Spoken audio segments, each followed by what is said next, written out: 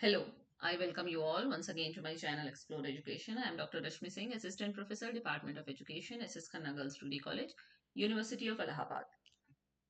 And this time, I am going to discuss with you a new topic in qualitative research lecture series, that is memo writing in grounded theory. It is thinking on paper, the hidden engine of theory building. तो जानते हैं जब हम memo writing की बात करते हैं तो ये मेमो राइटिंग क्या है। जब हम कहते हैं मेमो लिख लीजिए तो उसका क्या मतलब होता है ग्राउंडेड थ्योरी में। इसका मतलब होता है पेपर पर सोचना, जो कुछ हम सोच रहे हैं उसको लिखते जा रहे हैं। एंड ये क्या है, the hidden engine of theory building. Actually इसी से थ्योरी बिल्ड होती है ग्राउंडेड थ्योरी में। तो what is a memo in grounded theory? A memo is a written record of the researcher's analytical thinking. यानी कि जो रिसर्चर है, जो अनुसंधान करता है, जो सोच रहा है, जो उसकी एनालिटिकल थिंकिंग है, उसका रिटन रिकॉर्ड मेमो होता है। यानी कि जो कुछ भी वो सोच रहा है वो लिख भी रहा है। It captures ideas, hypothesis, code definitions, conceptual links, and theoretical insights as they emerge during data collection and analysis। यानी कि इसमें सब कुछ आता है, विचार आते हैं, इसमें परिकल्पनाएं आती हैं, कोड डेफिनेशंस आते हैं, कंसेप्चुअल लिंक आता है, थ्योरेटिकल इंसाइट आता है, और वो सब कुछ जो डेटा कलेक्शन और एनालिसिस के दौरान इमर्ज होता है। Memos are not field notes, sorry, ये कह रहे हैं कि जो मेमो है वो फील्ड नोट से आप इसको कंफ्यूज मत कीजिए। फील्ड नोट्स तो वो है जो आप डेटा कलेक्शन करने गए हैं तो फील्ड में जो नोट कर रहे हैं, ये फील्ड नोट नहीं है। They are the researchers thinking about the data. यानी कि डेटा आप ले आए हैं, डेटा पे काम कर रहे हैं, उस डेटा के बारे में आप क्या सोचते हैं वो मेमो है। Memos are the theorising write up of ideas about codes and their relationships as they strike the analyst while coding. ऐसा ग्लेजर ने 1978 में कहा। वो कह रहा है कि मेमो जो है वो आइडिया जो जनरेट हो रहा है, जो थियरी जनरेट हो रही है, उसका राइटअप है। थ्योराइजिंग राइटअप ऑफ आइडियाज मतलब कैसे आइडिया जनरेट हो रहा है अबाउट कोड्स। यानी कि जैसे हम कोडिंग कर रहे हैं तो हमको वो स्ट्राइक किया कि अच्छा ये कोड इस कोड से इस तरह से मिलता है, ये दोनों आपस में मर्ज हो सकते हैं, ये दोनों अलग अलग हैं। तो ये जो रिलेशनशिप जो स्ट्राइक करता है एनालिस्ट के दिमाग में कोडिंग करते वक्त, उसी को लिखना मेमोज है। सॉरी। तो हमको चार बातें खास समझ में आई मेमो के बारे में। ये किससे रिलेटेड है? एनालिटिकल थिंकिंग से। यानी memos capture the why behind your codes. यानी कि हमने ये कोड को ये नाम क्यों दिया, हमने ये कोडिंग क्यों की, ये मेमो बताता है। Not just what happened but what it means. मतलब सिर्फ ये नहीं कि ये ऐसा क्यों हुआ, बट इसका क्या अर्थ है, ये आएगा, एनालिटिकल थिंकिंग आएगी। फिर written in real time, written immediately when an insight strikes. यानी कि जब आपको कोई इंसाइट मिली, इंटरव्यू के दौरान, कोडिंग के दौरान, रीडिंग के दौरान, तो आप उसको लिख लीजिए तुरंत ही। और फिर आई एम सो सॉरी, जब टाइम मिलता है तो नींद आने लगती है, और जब नींद नहीं आती है तो टाइम भी नहीं मिलता है। खैर, थेरी बिल्डिंग टूल, ये थेरी बिल्डिंग टूल है। मतलब memos gradually build into the theory, they are the bridge from data to theory. वो कह रहा है कि मेमो जो है उसी से धीरे धीरे धीरे आपकी थेरी बिल्ड होती है। यानी कि डेटा है भाई, ग्राउंडेड थेरी में क्या कह रहे हैं, कह रहे हैं कि थेरी इमर्ज हो रही है डेटा से। तो ये डेटा है और ये थेरी है, तो डेटा को थेरी से जोड़ने के सेतु के रूप में मेमोज काम करते हैं। और ऑडिट ट्रेल, हमने बार बार बात की है कि हमको जो कुछ कर रहे हैं उसको हम लिखते चलेंगे। तो memos document your analytical journey, they form the trust worthiness record. यानी कि जो कुछ हम कर रहे हैं, हम इस रूट से क्यों जा रहे हैं, हमने इसको सैंपलिंग में क्यों चुना, हमने इसको सैंपलिंग में क्यों छोड़ा, अब हमने डेटा कलेक्शन करना क्यों रोक दिया, जो कुछ भी आपकी एनालिटिकल जर्नी है उसका डॉक्यूमेंट ऑडिट ट्रेल होता है। तो मेमो कभी कभी ऑडिट ट्रेल के रूप में भी इस्तेमाल किया जाता है, और ये ट्रस्ट वर्दी बनाते हैं हमारे काम को। ओके,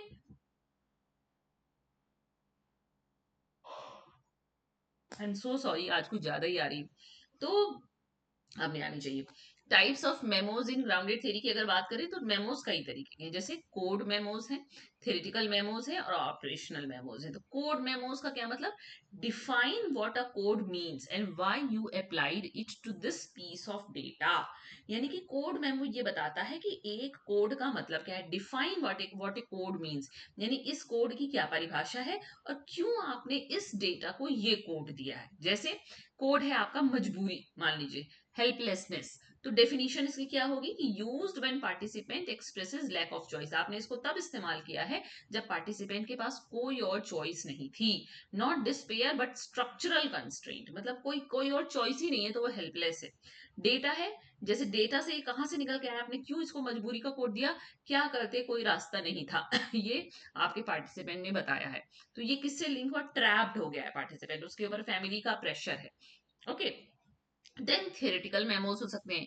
थियोरेटिकल मेमोज का मतलब होता है कैप्चर इमर्जिंग थियोरेटिकल आइडियाज, यानी कि जो थियोरेटिकल आइडियाज इमर्ज कर रहे होते हैं उनको कैप्चर करना है, जैसे कैटेगरीज के बीच के रिलेशनशिप को, हाइपोथेसिस को, कंसेप्चुअल इंसाइट को। जैसे फॉर एग्जांपल, जैसे मेमो आप कैसे लिखेंगे, the concept of silent persistence seems to cut, अभी कोई भी नाम है, across Priya, Sunita and Renu's accounts, is this a coping strategy और a form of resistance, how does it relate to Bourdieu's habitus. अब इसके लिए आपको बॉर्डियो की थ्योरी पता होनी चाहिए, तो उसको अभी छोड़ते हैं। वो कह रहा है ऐसे समझिए, कोड मेमो का मतलब, मेमोज का मतलब कि हमने इस डेटा को ये कोड क्यों दिया है और उस कोड को हम डिफाइन करेंगे। थ्योरेटिकल मेमोज का मतलब कि जब थ्योरेटिकल आइडियाज इमर्ज होते हैं उनको कैप्चर करना है। जैसे कैसे इमर्ज हो सकते हैं, कैटेगरीज के बीच रिलेशनशिप से, परिकल्पनाओं से, कंसेप्चुअल इंसाइट से। और ऑपरेशनल मेमोज का मतलब है कि record methodological decisions, who to interview next, what to observe, sampling decision, यानी ऑपरेशन का मतलब क्या है, संक्रिया, क्रिया। तो ऑपरेशनल मेमोज का मतलब कि जब हम मेथोडोलॉजिकल डिसीजन को रिकॉर्ड करते हैं वो ऑपरेशनल मेमो होता है। जैसे अब हम इसके बाद किसका इंटरव्यू लेंगे, हम क्या ऑब्जर्व करेंगे, हम सैम्पलिंग कितने कितने लोगों को अपने सैंपल का हिस्सा बनाएंगे, हम कब सैम्पलिंग रोक देंगे, हम कब डेटा कलेक्शन रोक देंगे, ये सब। जैसे मेमो आप क्या लिखेंगे, after 8 interviews institutional support is becoming saturated but family negotiation keeps emerging. वो कहेंगे, आप लिखेंगे कि मतलब कोई भी कुछ भी हो सकता है इस तरीके से कि 8 इंटरव्यू लेने के बाद हमको ये लगा कि इंस्टीट्यूशनल सपोर्ट है वो अब सैचुरेटेड हो गया, मतलब अब उसमें से कोई नया डेटा नहीं निकल रहा है, कोई नई बात नहीं निकल के आ रही है, लेकिन फैमिली निगोशिएशन कीप्स इमर्जिंग, यानी कि फैमिली निगोशिएशन पे बातें निकलती आ रही हैं। तो हम क्या करेंगे, next purposively selected participant who navigated family differently. तो चूंकि फैमिली निगोशिएशन निकल के आ रहा है, यानी कि अब हम किसको चुनेंगे, हम जानबूझ के एक ऐसा पार्टिसिपेंट चुनेंगे जिसके लिए फैमिली दो तरीके का, मतलब दो तरीके से वो फैमिली को परसीव करता हो, या तो अनमेरिड वर्सेस मैरिड, तो दोनों के लिए फैमिली के अलग अलग मायने हो जाएंगे। ओके, तो इस तरह से memos, code memos, theoretical memos और operational memos. Then the memo writing process, when and how, यानी कि मेमो लिखें कैसे, कब लिखें और कैसे लिखें। तो तीन तरीके, तीन समय है, तीन वो ड्यूरेशन है जब आपको मेमो लिखना है, during data collection, during open coding और during axial and selective coding. भाई हमने डेटा कलेक्शन के समय तो लिखना ही लिखना है, जब ओपन कोडिंग कर रहे होंगे, हमने ओपन, सेलेक्टिव और एक्सियल कोडिंग पढ़ी थी, तब करेंगे, और जब एक्सियल और सेलेक्टिव कोडिंग करेंगे तब भी करेंगे। जैसे डेटा कलेक्शन के समय कैसे, write a memo after after every interview या ऑब्जर्वेशन सेशन, हर इंटरव्यू और ऑब्जर्वेशन सेशन के बाद आपको कुछ ना कुछ इंसाइट मिलेगा जो आपको नोट करने लायक लगेगा, उसको लिख लीजिए। Capture immediate analytical hunches before they fade, इससे पहले कि आपके अंदर जो इंसाइट डेवलप हुई है वो फेड हो जाए, धुंधली पड़ जाए, उसको आप भूल जाए, आप उसको लिख लीजिए।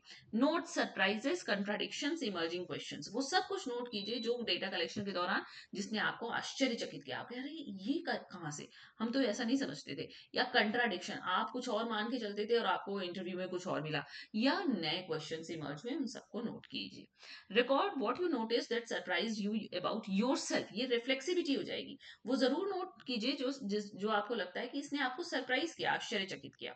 ओके, फिर during open coding, open coding यानी कि कोडिंग आप शुरुआत कर रहे हैं, आप right A code memo for each new code you create, यानी कि हर वो कोड जिसको आप क्रिएट कर रहे हैं उसका कोड मेमो लिखिए कि आपने इस डेटा को ये कोड क्यों दिया है और इसकी डेफिनेशन क्या है। Define the code clearly, what does it include और एक्सक्लूड, आपको कोड को क्लियरली डिफाइन करना चाहिए कि यानी कि इस कोड में क्या है और क्या नहीं है, क्या क्या इसके अंदर समाहित है, क्या क्या इससे बाहर है। Then paste 1-2 data extracts that best illustrate the code. और क्या करें कि एक दो कोड के पास आप एकदम बेस्ट इलस्ट्रेशन का डेटा लगा दीजिए, डेटा एक्सट्रैक्ट, यानी कि एग्जैक्टली जो आपके पार्टिसिपेंट ने कहा है, तो उससे क्लियर हो जाएगा कि इस कोड का क्या मतलब है। Note which code seem related, start thinking categories. अब सोचने लगी कि कौन से दो कोड, तीन कोड, आपस में कौन से कोड हैं जो एक दूसरे से संबंधित हैं। यहीं से कैटेगरी जनरेट होनी शुरू हो जाएगी। हम लोग कोडिंग पढ़ चुके हैं। अब एक्सियल और सिलेक्टिव कोडिंग के दौरान क्या लिखेंगे हम? कोड मेमो हो गया। अब किसकी बारी आई? अब थ्योरेटिकल मेमोज की बारी आई। थ्योरेटिकल मेमोज का मतलब कि जब कैटेगरी और के बीच में कनेक्शन आ रहा है, कोड के बीच में कनेक्शन आ रहा है, वहां पे हमको theoretical memos लिखना है। Then sketch diagrams, draw the paradigm model for your data. Write a storyline memo, what is the main narrative, and compare memos across participants, note patterns and divergence. तो ये कह रहा है कि गोल्डन रूल क्या है? Stop and right a memo that the moment N insight strikes. जब आपको क्वालिटेटिव डेटा कलेक्शन के समय, एनालिसिस के समय, किसी भी समय आपको लगे कि कोई अंतर्दृष्टि आपके मन में अराइज हुई है किसी भी बात को लेके, उसको लिख लीजिए। यही मेमो है। डू नॉट वेट, वेट मत कीजिए। Memo writing interrupts coding and that is exactly the point. क्योंकि मेमो राइटिंग से आपकी कोडिंग इंटरप्ट होगी, लेकिन आपको पता चल जाएगा कि आप ये कोड क्यों कर रहे हैं, आपस में ये दो कोड कैसे कैटेगरी बना रहे हैं, कौन सी दो कैटेगरी मिलके ब्रॉडर कैटेगरी बना रही है एंड ऑल। यानी कि जब जो बात दिमाग में आएगी उसको लिखते चलना है, मेन बात ये है। एक सेकंड,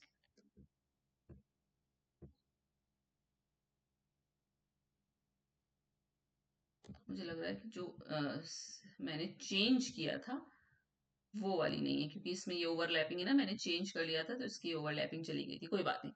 तो फिर वो कह रहा है गलती से वही वाली पीपीटी आ गई जो मैंने चेंज कर ली थी, वो वाली नहीं आई है। तो anatomy of a good theoretical memo worked example. जैसे ये वर्कड एग्जाम्पल मतलब थ्योरेटिकल मेमो कैसे लिखा जाता है। डेट है 14 मार्च 2024, कोई भी डेट हो सकती है। कोड या कैटेगरी क्या है? साइलेंट परसिस्टेंस, यानी कि ये एक कोर कैटेगरी इमर्ज हो रही है। अब इनसाइट आपको क्या मिली? आपको लगा कि 6 इंटरव्यू लेने के बाद I notice A pattern I am calling silent persistence. जब 6 मैंने इंटरव्यू ले लिए तो मुझे लगा कि एक पैटर्न इमर्ज हो रहा है जिसको मैंने साइलेंट परसिस्टेंस का नाम दिया। क्या है साइलेंट परसिस्टेंस? तो कह रहा है women who continue studying despite significant family opposition but do so quietly without confrontation, they do not fight, they endure and persist.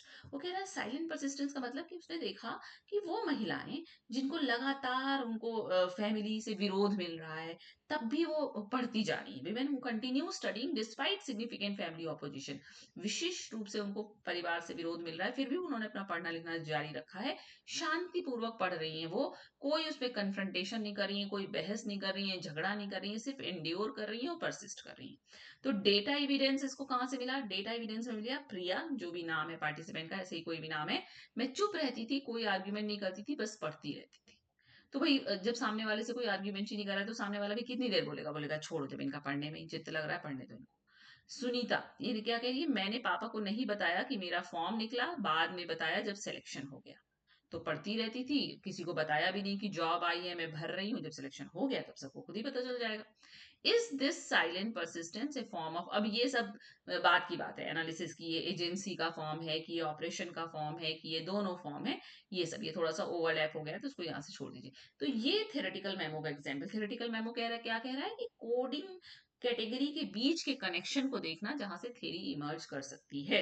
I am so sorry कि जो स्लाइड मैंने चेंज की थी वो स्लाइड यहाँ पे नहीं आई है।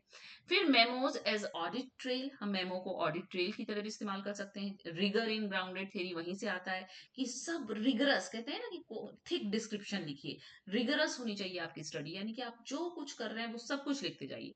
लिंकन एंड गुवा भी कहते हैं dependability requires an audit trail. Dependability आप तभी कह सकते हैं अपनी रिसर्च को कि वो डिपेंडेबल है जब आप उसमें ऑडिट ट्रेल लिखेंगे। ऑडिट ट्रेल का मतलब a documented record of all research decisions. Memos are this trail. इन्हीं ट्रेल को लिखना एक तरीके से मेमो है। वो कह रहे हैं कि हर रिसर्च में आपने हर डिसीजन जो लिया उसका डॉक्यूमेंटेड रिकॉर्ड लिखिए। आपने पहले आपने वेन्यू कौन सा लिया, क्यों लिया, किन लोगों को चुना, अपने सैंपल का हिस्सा बनाया, क्यों चुना उनको, फिर कब तक, कितने लंबे आपने एफजीडी या इंटरव्यूज किए, इतनी ही देर के क्यों किए, फिर आपने अगर वेन्यू चेंज किया तो क्यों किया, अगर आप दूसरे पार्टिसिपेंट के पास गए तो क्यों गए, एवरीथिंग। तो कोड इसमें कुछ जो इसके स्टेप्स होते हैं वो कैसे, कोड इवोल्यूशन, पहले कोड इवोल्यूशन होता है, फिर कैटेगरी बनती है, फिर हम सैम्पलिंग का डिसीजन करते हैं, फिर हम नेगेटिव केस की एनालिसिस करते हैं, और फिर थ्योरी डेवलपमेंट होता है, थ्योरी का डेवलपमेंट होता है। तो code memos show how a code change its name, definition और scope over time, showing analytical rigour. Code memo ये दिखाता है कि कैसे कोड समय के साथ चेंज हो रहा है। थ्योरेटिकल मेमो के दिखाता है कि कैसे कैटेगरीज इमर्ज हो रही हैं, मर्ज हो रही हैं, रिफाइन हो रही हैं, और एबंडेंट उनको आप छोड़ रहे हैं। ऑपरेशनल मेमोज दिखाता है कि क्यों आपने पर्टिकुलर पर्सन को इंटरव्यू किया। थ्योरेटिकल सैम्पलिंग को डॉक्यूमेंट किया जाता है। Memos record when data contradicted your emerging theory, showing you looked for disconfirmation. यानी नेगेटिव केस एनालिसिस, यानी कि कोई अगर नेगेटिव केस है तो उसकी भी एनालिसिस जरूरी है। और थ्योरी डेवलपमेंट में आप क्या मेमो लिखेंगे, a sequence of memos from early to late shows how theory grew from data, not imposed from outside. इससे ये पता चलेगा कि कैसे थ्योरी डेटा से इमर्ज होकर आई है, उसको बाहर से इम्पोज नहीं किया गया है। तो यहाँ पे मेमो को ऑडिट ट्रेल की तरह से इस्तेमाल कर रहे हैं, code memo, theoretical memo, operational memo, है ना। देन मेमो सॉर्टिंग, कैसे अलग करेंगे आप मेमो को from memos to theory. Memo sorting का मतलब है कि organising your memos into groups and sequences to build the theoretical framework, it is the final step before writing the theory. वो कह रहा है अपने मेमो को अब ऑर्गेनाइज कर लो, उनको समूहों में बांट लो, और इन ग्रुप्स एंड सीक्वेंसेस टू, उसी से आप थियरी निकालिए, ये कह रहा है।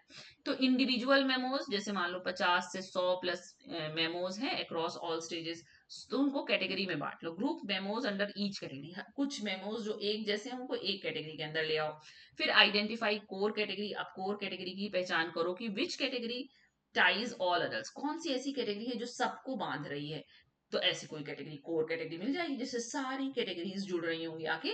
अब आप स्टोरी लाइन लिखिए, narrative sentence of your theory, फिर आप थियरी चैप्टर का ड्राफ्ट बनाइए। Memos become your theoretical writing, वही मेमो आपके थ्योरेटिकल राइटिंग का हिस्सा बन जाएंगे। तो फिजिकल सॉर्टिंग हो सकती है, जैसे ग्लेजर का मेथड है कि ऑल मेमोज को प्रिंट कर दीजिए, फ्लोर पे फैला दीजिए, physically sort into piles by theme, और उसमें से आप बनाते जाइए कि ये इसमें जाएगा, ये इसमें जाएगा, ये इसमें जाएगा, ऐसे कर सकते हैं। डिजिटल सॉर्टिंग, भाई आप कुछ काम फिजिकल तो होता नहीं, अब तो डिजिटल होगा। फोल्डर टैग बना लीजिए, एनवीवो में, वर्ड या गूगल डॉक्स में कर दीजिए, और ड्रैग कर दीजिए मेमोज को ग्रुप्स में। या डायग्राम बेस्ड सॉर्टिंग हो सकती है, draw a concept map, each memo is equal to one node, draw एक एरोज टू शो रिलेशनशिप, ऐसे बना सकते हैं आप। या write your way through, start writing the theory section, writing forces clarity on what belongs where. तो ये memo sorting है, कैसे मेमो अलग अलग किए जाएंगे। भाई बहुत मेमो लिख गए, मेमोज लिख गए, तो क्या करें, तो उसको आप कैटेगरी बना लीजिए, फिर एक कोर कैटेगरी बना लीजिए। ओके।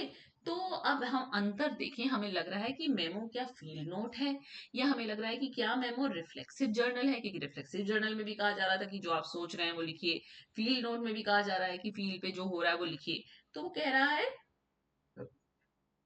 कि ये तीन तरीके के रिटन रिकॉर्ड हैं जो क्वालिटेटिव रिसर्च में इस्तेमाल किए जाते हैं, मेमो, फील्ड नोट्स और reflexive journal. Often confuse but each सबसे डिस्टिंक्ट पर्पस। वो कह रहा है अक्सर आप कंफ्यूज हो जाएंगे कि हम मेमोज लिख रहे हैं, कि फील्ड नोट्स लिख रहे हैं, कि रिफ्लेक्सिव जर्नल लिख रहे हैं, लेकिन तीनों का पर्पस अलग अलग है। जैसे फील्ड नोट्स का मतलब होता है, डायमेंशन इसका है व्हाट इट रिकॉर्ड, ये क्या रिकॉर्ड करेगा फील्ड नोट, ये रिकॉर्ड करेगा what happened in the field, field में क्या हुआ, कन्वर्सेशन सेटिंग क्या थी, कौन से इवेंट्स ऑब्जर्व किए गए। पर मेमो में आप लिखेंगे analytical thinking about codes, categories और इमर्जिंग थ्योरी, यानी कि ये कोड क्यों जनरेट हुआ, ये कौन से कोड मिलके आपस में कैटेगरी बना रहे हैं, किन किन कैटेगरी से थ्योरी इमर्ज हो रही है। और रिफ्लेक्सिव जर्नल क्या बताएगा, रिसर्चर्स फीलिंग, हम ये सोच रहे थे लेकिन हमको डेटा में ये मिला, हम ये बातचीत ये पॉइंट ऑफ व्यू से गए थे लेकिन हमारा पॉइंट ऑफ व्यू चेंज हो गया। यानी आपका फीलिंग, आपका बायस, आपकी पोजिशनैलिटी, आपके इथिकल मोमेंट्स रिफ्लेक्सिव जर्नल का हिस्सा है। उसी तरह से फील्ड नोट्स कब लिखे जाएंगे, ड्यूरिंग और इमीडिएटली आफ्टर फील्ड वर्क, या तो फील्ड वर्क या ऑब्जर्वेशन के दौरान या उसके तुरंत बाद। लेकिन मेमो क्या कब लिखा जाएगा, जब आप कोडिंग कर रहे होंगे, जब आप एनालिसिस कर रहे होंगे, जब आपको कोई इंसाइट मिलेगी कि ये ऐसा देखो ये आपस में जुड़ गया ऐसे। और reflexive journal through out specially after difficult field work moments. वो कह रहा है रिफ्लेक्सिव जर्नल तो डे वन से, जब से आप क्वालिटेटिव रिसर्च स्टार्ट कर रहे हैं तब से कर सकते हैं, लेकिन जब स्पेशली जब हम field work, difficult field work moment, कोई इथिकल कॉन्फ्लिक्ट का इशू है, वहां पे रिफ्लेक्सिव जर्नल की खासियत होती है, मतलब वहां लिखना ज्यादा जरूरी है। फोकस फील्ड नोट्स का है जी सोशल वर्ल्ड आउट देयर, यानी कि वो सोशल वर्ल्ड है, हम उसको स्टडी करने गए हैं। लेकिन मेमो का फोकस क्या है, the analytical ideas in your head, हमारे दिमाग में जो चल रहा है। और रिफ्लेक्सिव जर्नल क्या है, रिसर्चर का इनर वर्ल्ड। हाँ, एक मिनट लाइट जलानी पड़ेगी।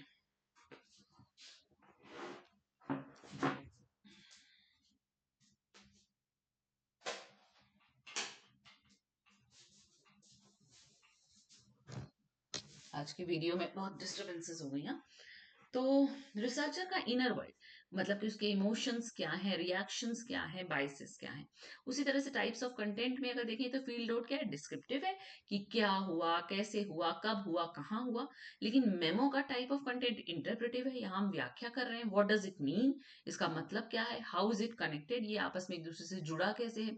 और रिफ्लेक्सिव जर्नल का जो कंटेंट है वो रिफ्लेक्टिव है, how am I affecting this research, मैं एज ए पर्सन, मैं एज ए रिसर्चर, मैं as a emotional human being कैसे इस रिसर्च को इफेक्ट कर रहा हूँ या कर रही हूँ, ये रिफ्लेक्सिव जर्नल है। और field notes used in writing, findings chapter में लिखिए थे थिक डिस्क्रिप्शन और वर्बेटिम कोट्स के साथ, जो वर्ड बाय वर्ड आपको मिला है।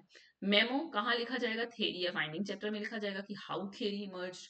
और रिफ्लेक्सिव जर्नल मेथोडोलॉजी चैप्टर में लिखा जाता है, क्योंकि इससे आपकी ट्रस्ट वर्दीनेस बढ़ती है। Okay, then practical tips for effective memo writing, क्या क्या करना है और क्या नहीं करना है। क्या करना है, write freely, memos are for your eyes first, not for publication. Then date and title every memo, code memo मजबूरी 14 मार्च 2024, यानी कि हर मेमो को डेट दीजिए, टाइटल दीजिए, क्वेश्चंस पूछिए, is X a subcategory of Y, what would that mean. आप उसको अपने आप से क्वेश्चन करते चलिए कि क्या ये इसकी सब कैटेगरी है, या क्या ये कैटेगरीज आपस में मर्ज हो सकती हैं। Draw diagrams inside memos, sketch relationship as you think. आप मेमोज के बीच में डायग्राम भी बना सकते हैं कि अच्छा ये मेमो इससे जाके ऐसे जुड़ रहा है। Write in first person, I think this code means, यानी कि हाँ, अक्सर कहा जाता है कि क्वालिटेटिव रिसर्च आप फर्स्ट पर्सन में लिख सकते हैं, हालांकि क्वांटिटेटिव रिसर्च कभी फर्स्ट पर्सन में नहीं लिखी जाती। Then link memos to each other, see also memo on silent resistance. वो कह रहा है मेमो को आपस में जोड़िए, ये सब तो हमें करना है। क्या नहीं करना है, do not edit memos for style, raw thinking is the point, जो सोच रहे हैं वो लिखना है, उसमें आपको कुछ एडिट नहीं करना है। Do not wait to memo till you have enough data, start immediately. या आप सोचें कि बहुत सारा हमारे पास डेटा हो जाएगा तब हम मेमो लिखना शुरू करेंगे, नहीं, आपके पास जो जितना है वहीं से शुरू कर सकते हैं। Do not right memos only at the end, they should track your journey. वो कह रहा है कि ऐसा नहीं कि जब सब लिख लिया तो सोचिए कि अब कुछ मेमोज लिख लेते हैं, नहीं, हमको थ्रू आउट द जर्नी लिखना है। And do not confuse memos with descriptive field notes, आप मेमोज को फील्ड नोट से कंफ्यूज मत कीजिए, हमने आपको बता दिया इस पिछली टेबल से, ये क्लियर हो गया कि मेमो का काम क्या है, फील्ड नोट का काम क्या है, और रिफ्लेक्सिव जर्नल का काम क्या है। Do not lose your memos, keep backup version them, आप उनको खोइए नहीं, आप उनको संभाल के रखिए। Do not skip memo writing when you are too busy test the analysis, आप जब बहुत व्यस्त हो तो आप सोचिए कि छोड़ो मेमो नहीं लिखते हैं, लेकिन ये एक तरीके का विश्लेषण ही है क्वालिटेटिव रिसर्च में। तो टेक अवे क्या हुआ कि memo writing in grounded theory का, memos are analytical thinking on paper, not field notes, not a diary. ये फील्ड नोट नहीं है, ये डायरी नहीं है, ये पेपर पे आप जो कुछ सोच रहे हैं एनालिटिकली वो लिखना, ये मेमो है। तीन टाइप का है, code memo, what a code means, plus theoretical, जब आपकी कनेक्शंस इमर्ज होंगे कोडिंग के बीच में, कैटेगरीज के बीच में, और ऑपरेशनल, आप वो सब कुछ लिखेंगे जो आप कर रहे हैं। Write memos immediately when insight strikes, do not wait, आप ये वेट मत कीजिए, जैसे ही इंसाइट आपको कोई मिलती है तुरंत मेमो लिख लीजिए। Memos form the audit trail, memo से ऑडिट ट्रेल भी बनता है। They prove theory emerge from data, यही सिद्ध करता है कि इसी डेटा से ये थियरी इमर्ज हुई है। मेमो सॉर्टिंग का मतलब है कि मेमो को आपको अलग अलग करना है, organising memos into groups to build the theory chapter, आप मेमोज को ग्रुप्स में बांटते चलेंगे, वैसे ही थ्योरी बनती जाएगी। और मेमो फील्ड नोट नहीं है, मेमो रिफ्लेक्सिव जर्नल नहीं है, सबका अपना अपना काम है जो हम डिस्कस कर चुके हैं। तो memo writing is the core stage of A grounded theory study, mainly ये ग्राउंडेड थ्योरी में इस्तेमाल होता है, क्योंकि ग्राउंडेड थ्योरी में ही आपको डेटा से थ्योरी इमर्ज करनी होती है। तो ग्लेजर ने 1978 में कहा कि मेमो राइटिंग ग्राउंडेड थ्योरी का कोर स्टेज है। आई एम सो सॉरी, लेकिन ये एक नया टॉपिक था, ये अक्सर सिलेबस में नहीं होता है। और कभी आप जब ग्राउंडेड थ्योरी की रिसर्च कर रहे हो या क्वालिटेटिव रिसर्च पर कुछ पढ़ रहे हो, तो वो आपसे कहेगा कि मेमो मेमो लिखना है, मेमो राइटिंग, तो नहीं समझ में आता है कि मेमो क्या है। तो ये वीडियो सिर्फ वो कंफ्यूजन दूर करने के लिए है। अनलेस एंड अनटिल जब तक आप कोई विशेष काम क्वालिटेटिव रिसर्च में नहीं करेंगे, मेमो राइटिंग की आपको जरूरत नहीं पड़ेगी। लेकिन ये स्पष्ट होना चाहिए कि मेमो राइटिंग फील्ड नोट से और रिफ्लेक्सिव जर्नल से कैसे भिन्न है। सबका देखिए जगह भी अलग अलग है। रिफ्लेक्सिव जर्नल को थर्ड चैप्टर में लिखना है, जबकि मेमो राइटिंग को आपको फिफ्थ चैप्टर में लिखना है फाइंडिंग्स के साथ। Okay, so thank you for watching.